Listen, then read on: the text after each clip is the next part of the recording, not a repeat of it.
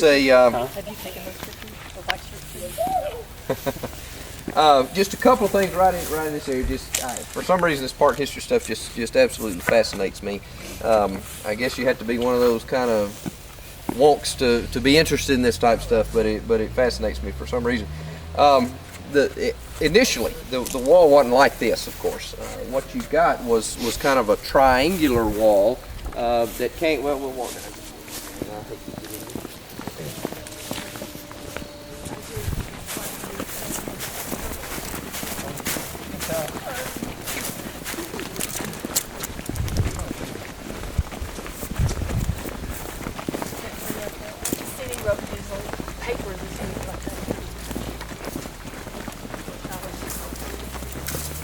He's writing a column, don't he?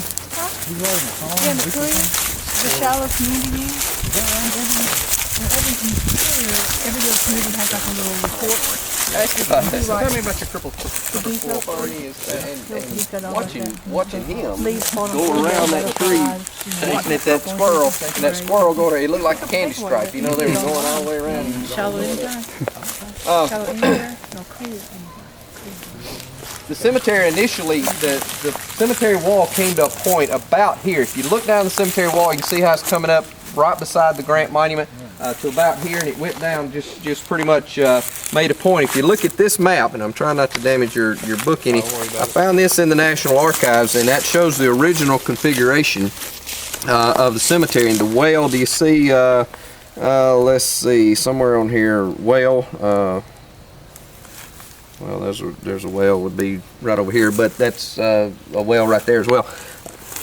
Anyway, at any rate, all the buildings and so on were kind of outside of the point of the cemetery, which is right here. And then later on, of course, when they expand the cemetery, they remove this part of the wall and put it on farther forward. There's another picture in here of the Grant tree that stood right where the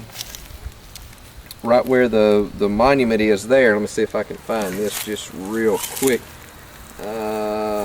There it is. This is, I think, D.W. Reed's daughter standing by the tree there, and you can see the wall just right in the background. And she's inside the cemetery there, and you can see the wall right in the background. So that kind of shows you the original configuration. Also, you've got the original buildings. The original cemetery lodge sat right over in this area. In fact, you see kind of the ground is a little bit. You can tell it was flattened off a little bit there. Let me show you a picture of the original lodge. And this is another thing that just absolutely fascinates me, how you can kind of, here it is, I found this in the National Archives. See the original lodge there, and it had a little outbuilding kind of right out here. But the interesting thing is when they built a new lodge, not this one, the one that was built that sat just kind of a little bit farther over here, was destroyed, or not destroyed, but very damaged in the tornado in 1909. That's when they built this one in 1910, but that other one was built in like the 1870s or something to replace this wooden one. But what is interesting, look on the porch here. See the little curlicue decorative things on top of the post there. Look real close. Everybody see the little curlicue things right at the top there, kind of ornamental stuff. They moved this lodge when they built the new one. They moved this lodge over kind of to the valley where the commission set up their tents. And there's a picture later on. It's just absolutely fascinating of the commission tents and the new building and all of that. Here we go. Look in the very corner right here. That's the old lodge. You see the little curlicue things right there, and that's taken. That original one was done in like the 1860s or early 70s, and that's done in 1890. So you can still see the little curlicue things there, which to me that's just fascinating. The commission's tents were down this little draw right here. I'll show you a little bit of.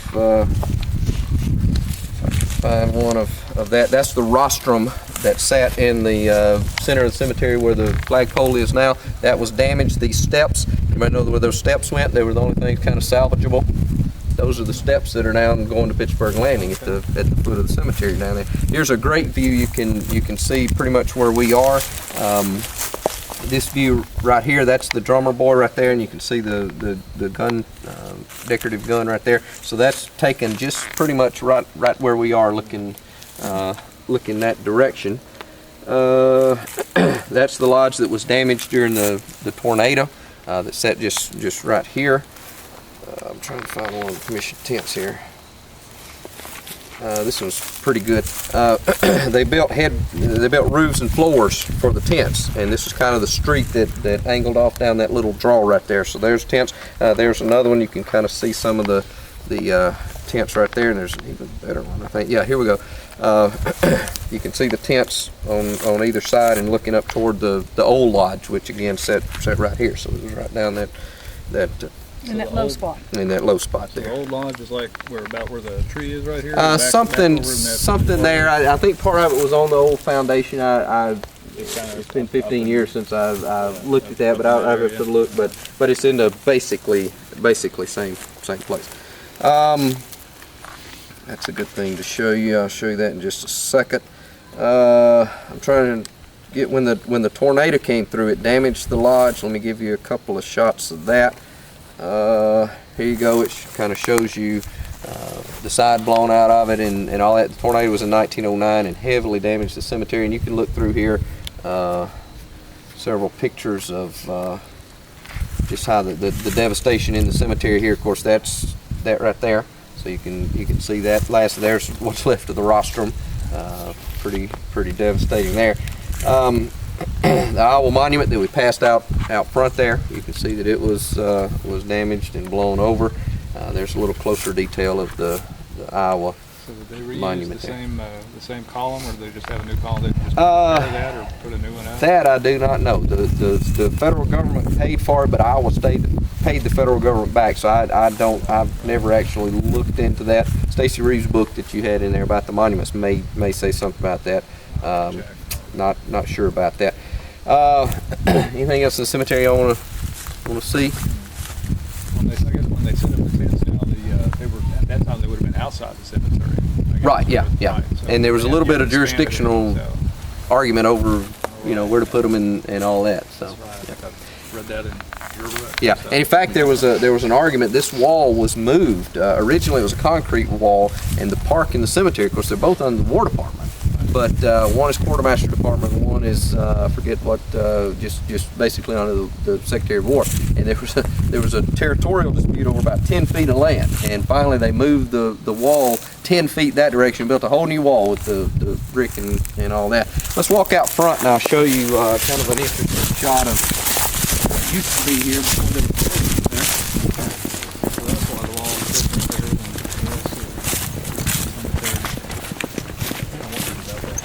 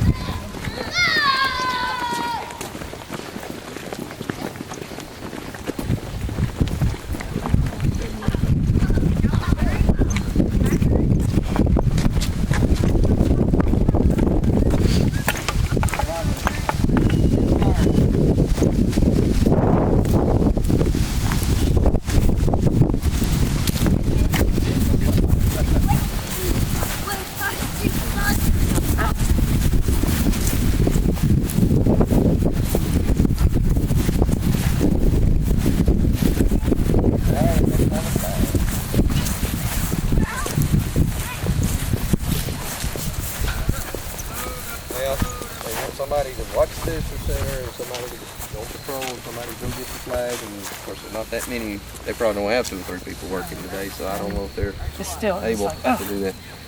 All right. Originally there was a hotel that sat where the visitor center does today, and this is a great shot. If you look, I'll kind of hold it up here. That Illinois monument is that Illinois monument right there, Silver Spars Battery, and we're looking basically at the angle that it's looking toward, and that was a hotel. Of course, it was damaged and destroyed in the 1909 tornado. When the park rebuilds, they don't rebuild the hotel on that site. They build a smaller one there, but they build an administration building, basically where the bookstore is today. Let me see if I can find a picture of that. Well, Did that hotel picture have no trees around it? Just No. a bare It's hill. just bare. Yeah, it's pretty much bare. Wow. Even way behind it, just bare and all back in there. All right, here's a view. See the cemetery house? That is the corner of the cemetery house that you see, the rebuilt one, and that's the park administration building, which sat right on the same foundation that building does, facing this direction, of course, and that's where they administer the park from. And then in 1935, they tear this building down, and that's when they build both the bookstore and the visitor center and the park housing. But it was a back post there. office. It was built as a post office, right? That building, well, is a post office concessions area. We bought the post trinkets office and- was in there. Yeah. Trinkets and all kind of Right, souvenirs, right. little stuff there. That was started, the administration building was started even prior to the cemetery, to the tornado. And this is looking probably from the room, one of the lodges room, not that one, but the former one. And you can see the devastation of the cemetery, but you can see the foundation that's already been laid there for the administration building. And then of course they continued on. You can see the Iowa Monument damaged there. This is kind of a broad view looking from back there. This is the new hotel. That's the new administration building. I know I'm not showing y'all. The new hotel, the new administration building, and this is kind of a store, McDaniel's store. Some of you probably heard of McDaniel's store. Who ran the hotel? Various people did. It kind of came and went along with the ferry. They would come and go. They mostly cater to like veterans coming back to Yeah, and people stopping on the river. The people that ran it. When the tornado came, was the Littlefields, LP, I believe LP Littlefield, and some of their folks are a lot of Littlefields still around here. So CD on that. that's pretty much anything around here. Anything else right around here that y'all can think of that you'd like Wasn't there to? a pavilion or something? There was a pavilion, and there's still some over there? remnants of it down here. There's a picture of that in here, taken from the administration building. CCC stuff. There's the foundation, actually the tile of these conference stations, the entrance stations out past Fraley Field. If y'all want to go out there and see some of that on the old road, we can. Run across that. I Isn't didn't know that what that was, but I found it off. You want to go out and see some of that? We got time if y'all. I just wandered right out of the woods one day and came across the foundation. Didn't know Yeah. what it was.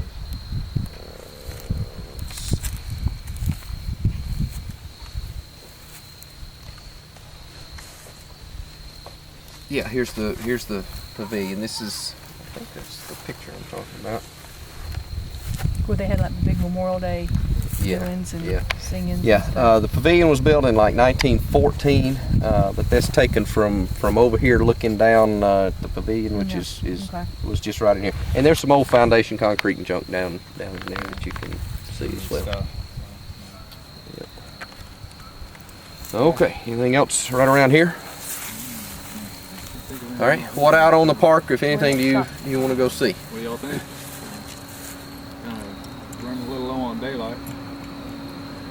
Wanted to do any of the CCC stuff, like out by Ray Field or anything? Well, you see a lot of the CCC stuff, a lot of the rock walls and so on, like we saw at Rayfield and so on, all that was CCC. So a lot of that is still done. If you want to go out to the CCC camp, we can go out there where that was. We'll have to walk into it just a little bit, but that's no problem whatsoever. That'd be kind of cool. For me. Okay. What else? Anything? Anybody? We might hit Been there, something Nick? on the way. You never been there? And I've never been there. Okay. We'll go look. Anything else that is on the way we might want to hit, or somebody said something about you said the Union Church, and I don't know where that is, but the other church, there's some curbing out in the woods and so on, but that's kind of all North. It's north of the present church. just north of the present church, right in the corner of the crossroads, one of the angles of the crossroads. I'll snoop around and see what I see In fact, there's a gate, a park gate there. You just walk down that road and you'll see it just right in the woods to the right. along that old road there. Right. We've taken that down in there. Here's a picture of the CCC camp itself. You can see the veterans and kind of the numbers that we're talking about there. You can see that. There's a couple, and this is some of their work, excavating any mounds. There's the rock wall at Ray Springs. You can see them building that. Fraley Field building check dams there. Here's a picture, kind of an aerial picture of their camp. You can see the barracks right down in the middle of the woods where we were there. It was a big going concern, wasn't it? And the trucks, I mean, they had a lot of equipment out there. And that's about it on the CCC. But interesting stuff. That is yours. So, all right, that's it on the CCC. Anything else you want to see? Are we out of daylight, or call it a day, or whatever? Can we do the powder magazine? Is it enough light to do it? If we hurry, I guess. If y'all want to go see it, we can. What? Powder magazine. Apprentices headquarters. No, it's up to y'all. I mean, I'll be out here as long as you guys want to be out here. I mean, we can go, and who doesn't want to can take off. That's perfectly fine. You don't have to go, but yeah, I'm game to do it if you want to. We can see it. Well, we better go. We're gonna do it. So.